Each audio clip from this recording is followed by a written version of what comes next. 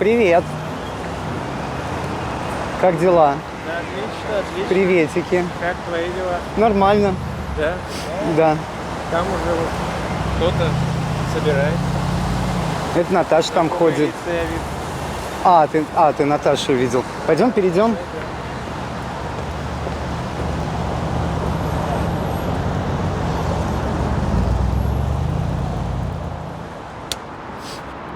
Пол внутри. Итак, меня зовут Илья. Я, помимо прочего, гид Международного мемориала, ликвидированного по решению Верховного суда РФ. И сегодня мы с вами совершим прогулку по окрестностям так называемого дома наркомфина. И мы, собственно, с вами поговорим о его жителях, о первом поколении жителей этого дома, кто тут жил, как они жили и как они, скажем так, как многие из них закончили свою жизнь в этом доме и жизнь зачастую вообще. Коммунальный корпус, он находится в управлении Музея современного искусства «Гараж». Вот. Обычно на наших экскурсиях мы заходим туда, то есть гараж нас пускает, но сегодня они нас не пустят. Вот, к сожалению, так как, собственно, гараж боится,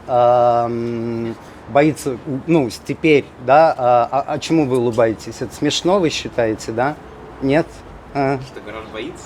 Да, что гараж боится. С какой-то точки зрения смешно. Да, наверное, это смешно, если бы не было так грустно. Да, к большому сожалению, все запуганы, и, так как экскурсионная программа Международного мемориала, она подвергается нападкам провокаторов с недавних пор, вот, то гараж теперь боится пускать нас в коммунальный корпус.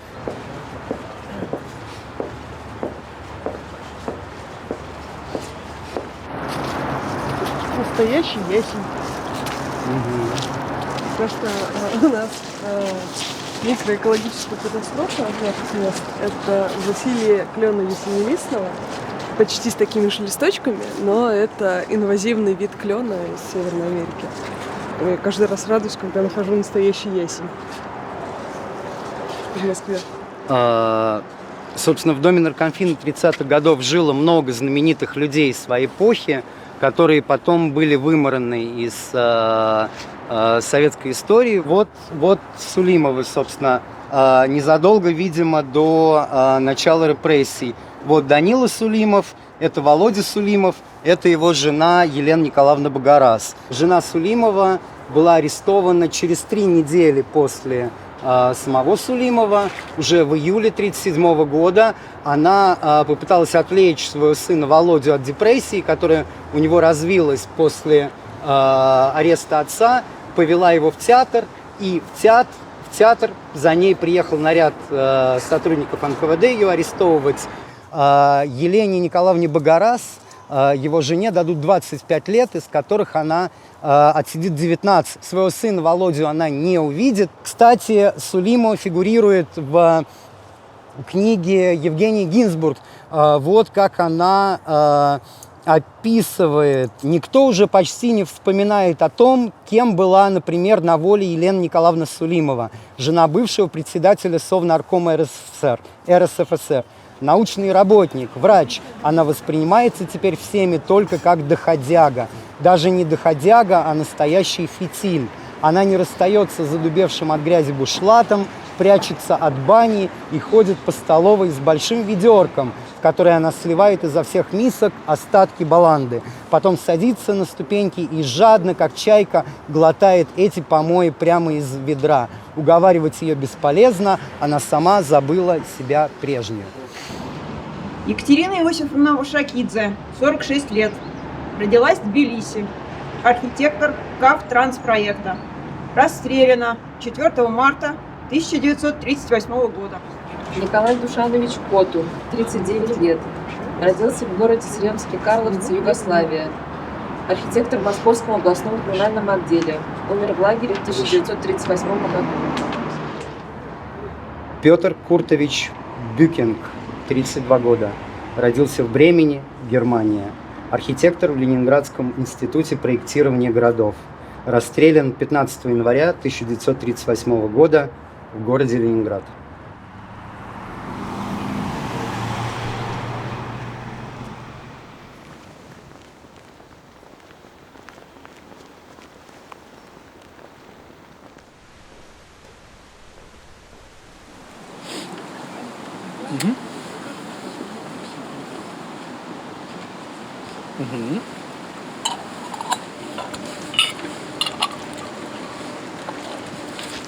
Все вроде, да?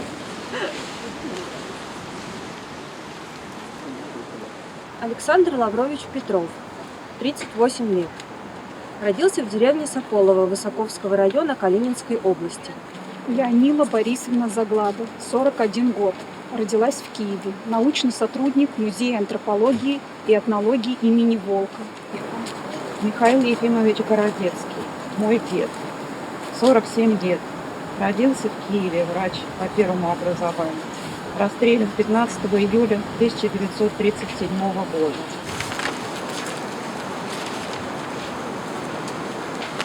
Август Яковлевич Лейкинин, 48 лет, родился в Финляндии, плотник, расстрелян 8 октября 1938 года в окрестностях Петрозаводска. Василий Прокофьевич Базанов, мой прадед, 52 года, лесничий, расстрелян в Подмосковье осенью 41 года.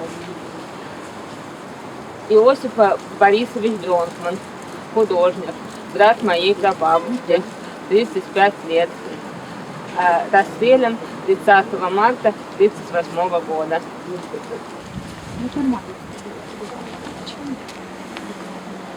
25 апреля 1938 года в возрасте.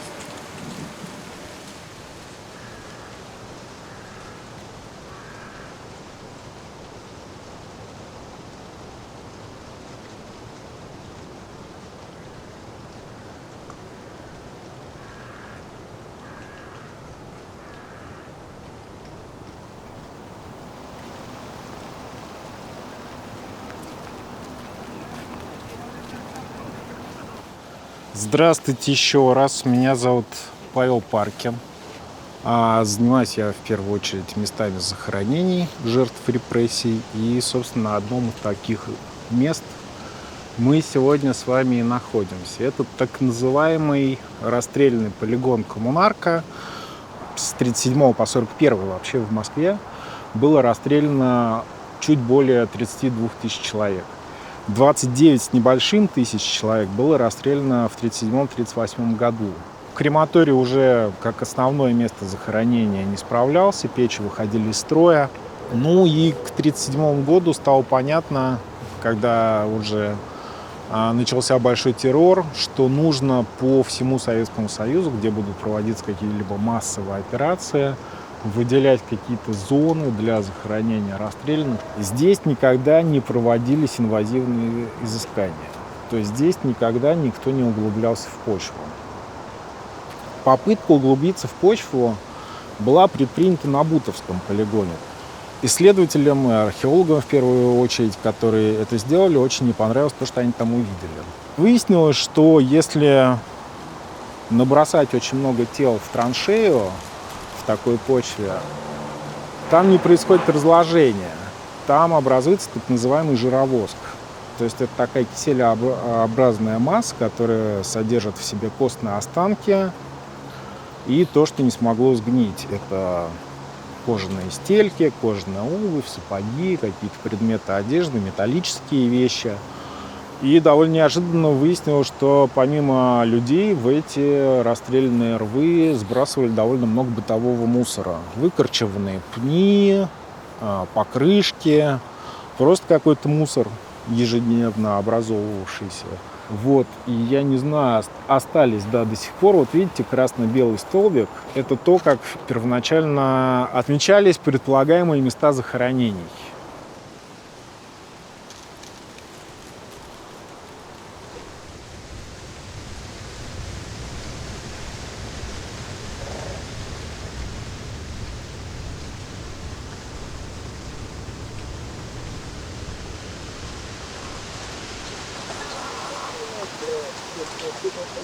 Как вывозили уже тела? Ну вот неизвестно. Или здесь там... Не установлено, что выстрелы отсюда слышались, никто не помнит. Непонятно. Здесь были просто, получается, рвы, куда сбрасывали тела? Да, ну вот как все, такой неровный рельеф, такой он ходил.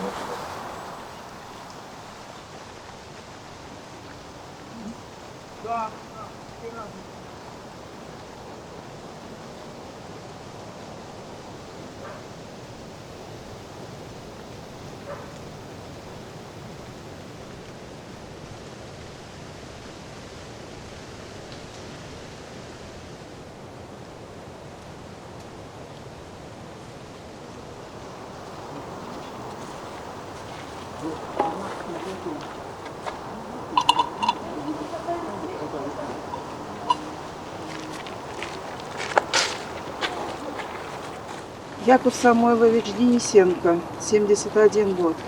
Родился в Черниговской губернии. Крестьянин-единоличник. Константин Александрович Захаров, 32 года. Родился в Омске. Начальник отдела штаба Западно-Сибирского военного округа. Фома Семенович Басаревский, 42 года. Родился в деревне Барановщина Минского района. Тракторист колхоза имени Сталина. Мой дед Алексей Макарович Перемытов. Родился в селе Устье Тамбовской губернии, 50 лет. Расстрелян 28 июля 1938 года. Похоронен в Коммунарке. Дед моей подруги Ирины Шахов Александр Григорьевич родился в 1897 году в городе Мелитополь. Жил на Кузнецком мосту, был расстрелян 15 марта 1938 года в Коммунарке.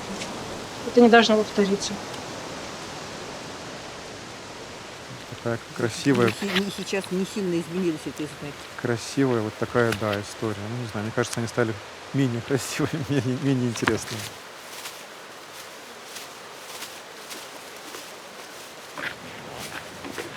Такие разговоры о важном у Алены в школе.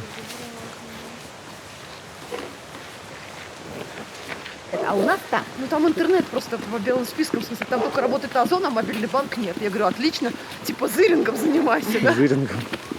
У нас вот под VPN, ну у нас это, как он называется, Wi-Fi домашний, Бэрили, наша местная компания. Вот, я ничего не могу, чаще всего не работает. Я в Facebook, главное, не могу зайти, мне главное в Facebook. Ну, Facebook что-то там еще. Да, вот эти беспилотники, они подавляют. GPS-сигнал. И даже они, знаешь, что они делают? Они не просто, что он не находит его, а он находит его в другом месте. То есть это, видимо, средство РЭП, я так понимаю, радиоэлектронной борьбы. Потому что я включаю навигатор и вижу, что я хожу по кругу в определенном месте. У тебя же есть компас. Да, компас есть. Бумажная карта. Вот, бумажной карты у меня не было. Я не рассчитывала на это. Теперь я никуда не пойду без бумажной карты. Да, Ёж, какая смена.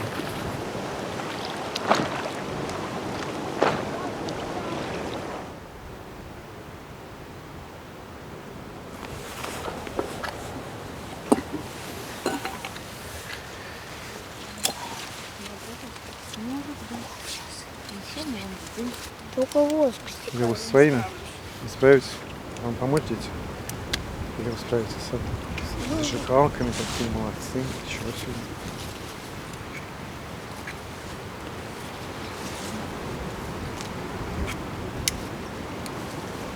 Игорь, ты же не знаешь. А их сейчас Говорю, не будет гореть, здесь мне не подошла. Очень ветер сильный, будет задувать.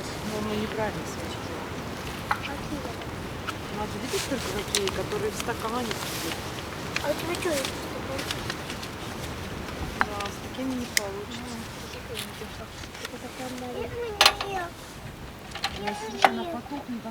Бакмеев Степан Иванович, 1893 года рождения.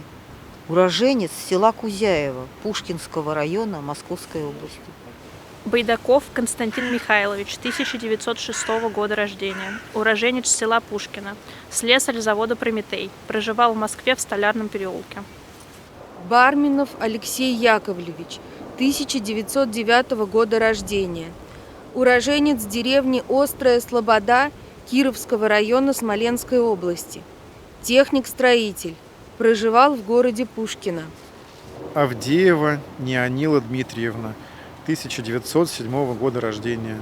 Уроженка Тамбовской области, село Вязовка, безработная.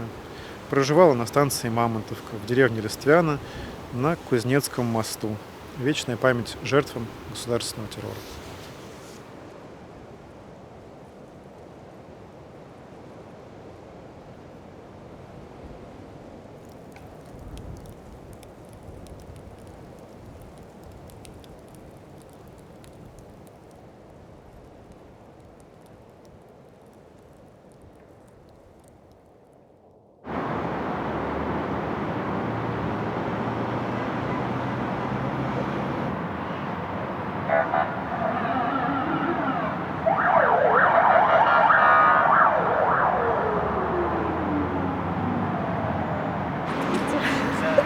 Здравствуйте, здравствуйте. О, рада видеть. Я тоже. Здравствуйте. Так рада. Привет, привет, привет.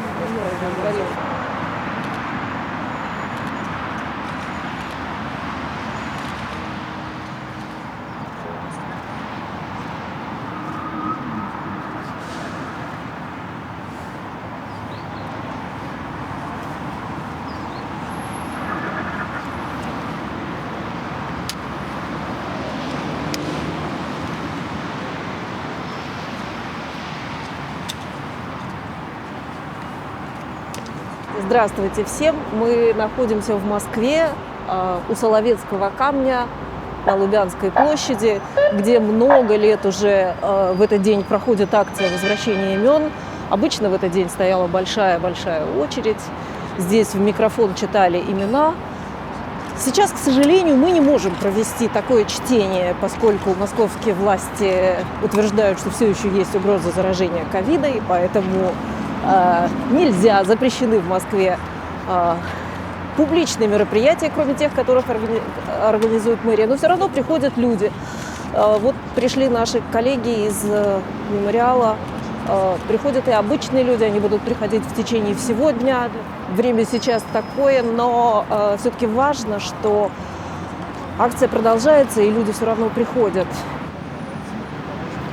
Мне дали посмотреть папу. В ней 5 небольших таких восьмушек. Андрей!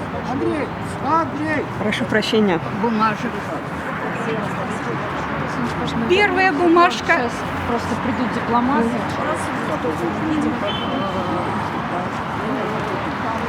Делегация. Я здесь.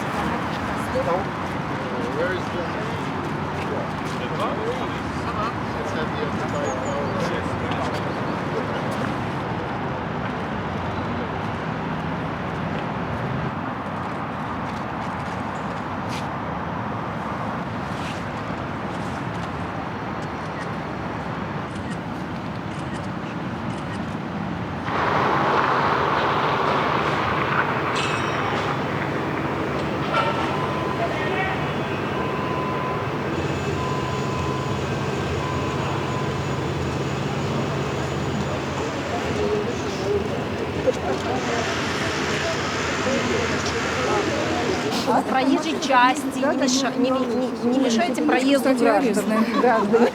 Не мешайте проезду граждан, да. Это примерно лет 600. Посчитал? Ну, по-моему, я читал в прошлом году, прочитали 1000 с чем-то имен. А еще сколько осталось? А вы где-то? А всего, ну если только большой террор, 700 тысяч. Ну, вы понимаете, это у нас все дела были, только гражданские.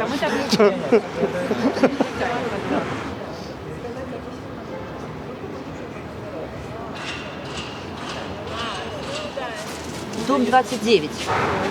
Софья Сергеевна Ким, 36 лет, домохозяйка. Расстреляна 5 февраля 1938 года. Михаил Матвеевич Гузаванский, 35 лет. Инженер-наркомат и лесной промышленник СССР. Расстрелян 26 апреля 1938 года. Вечный дом. Мой прадед Артамонов Кирилл Иванович и 2 его младших брата Лука Иванович и Прокофий Иванович расстреляны 30 августа 1937 года в городе Омске. Дом 27. Николай Лукич Алексеев, 55 лет, служащий. На момент расстрела, на момент ареста без определенных занятий. Расстрелян 17 июня 1937 года. Вечная память. Мой дед Анатолий Артурович Бемельбург, инженер, 40 лет. Расстрелян 9 сентября 1937 года. Вечная память. Григорий Георгиевич Кокинаки, 50 лет, член коллегии защитников. Расстрелян 8 марта 1938 года. Вечная память. До 16. Алексей Александрович Лисицын, 54 года. Председатель судебной коллегии по гражданским делам Верховного суда РСФСР. Расстрелян 1 сентября 1938 года.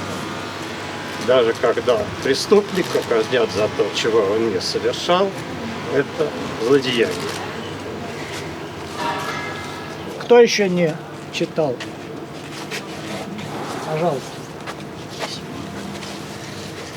Стижел Василий Григорьевич Тистлер, юрист, политический деятель, родился в 1884 Расстрелян 6 апреля 1933 года в Минске.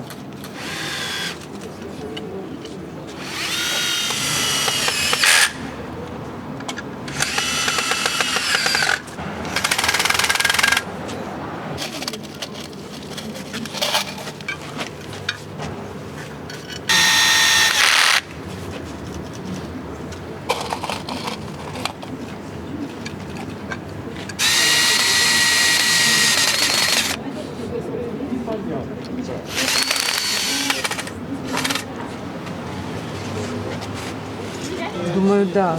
Он черный, он посмотри, он не сдирается вообще. Ну, как сами закрасить, еще, блин. Да? Конечно.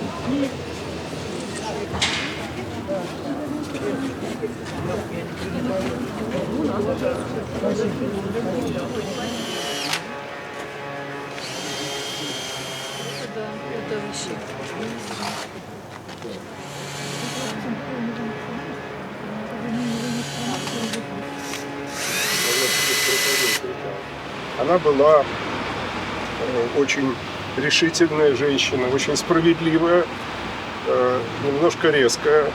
Может быть, это досталось ей от отца. Насколько я знаю, в 1938 году ей было около 15 лет.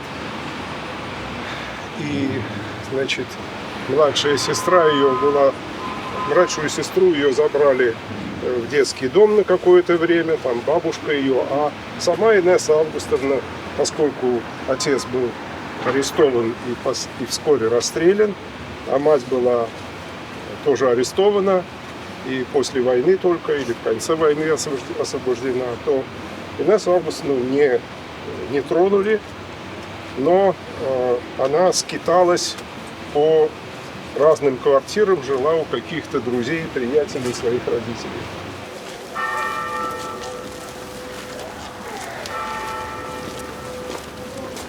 А вы для кого снимаете? Медиазона. Господи, боже мой. Нет, я правда боюсь. Со всеми этими штуками. Поэтому... Я не знаю, я первый раз. Я долго-долго ради своего папы, ради своего дедушки хотела прочитать имя своего прадедушки. Но мне очень страшно. Вот. Поэтому я не знаю, что сказать. Поэтому вот я целый день шарахаюсь по городу под дождем, чтобы набраться смелости. Количество людей, которые пришли на возвращение имен, оказалось больше, чем мы рассчитывали. Вот вчера я слышала там разные, какие-то там программы на Ютубе. Очень многие вспоминали о том, что 29-й традиционный день возвращения имен, и говорили, что в Москве, разумеется, ничего провести нельзя. И все это вытесняется на периферию, организовывать это некому, и, в общем, как-то все это, наверное, уже уйдет в прошлое. И, знаете, вот, очень воодушевляет и то, что возле камня весь день люди приходят и кладут цветы, и то, что А вот как только объявляешь где-то, причем мы объявляли так, ну, в каких-то там дружественных группах, мы даже не публиковали это там как-то так вот совсем в открытом доступе, и мы думали, будет, ну, человек 15-20. А приходило порядка 40 человек на каждую точку.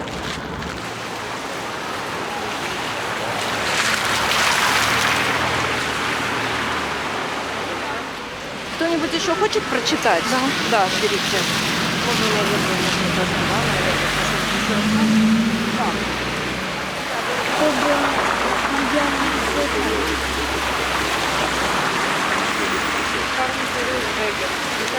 да. 5 января 1938 года.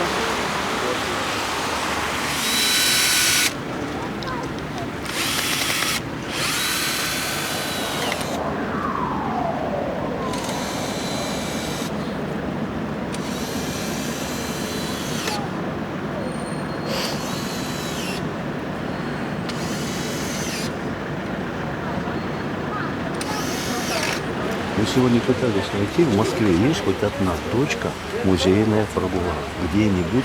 Был музей ГУЛАГа, я не знаю, сейчас закрыли. Закрыт. А там огромный-огромный. В Питере что-то есть, в Москве нет ни одной точки на сегодня, куда можно пойти вот, и посмотреть, что такое ГУЛАГ.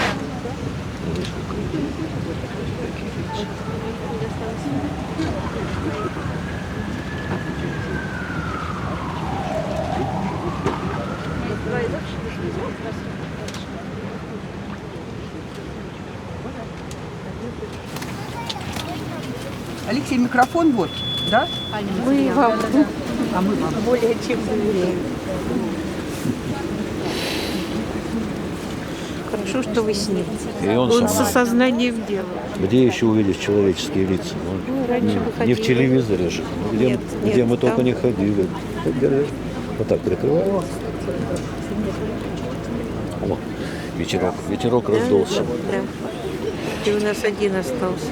Ничего.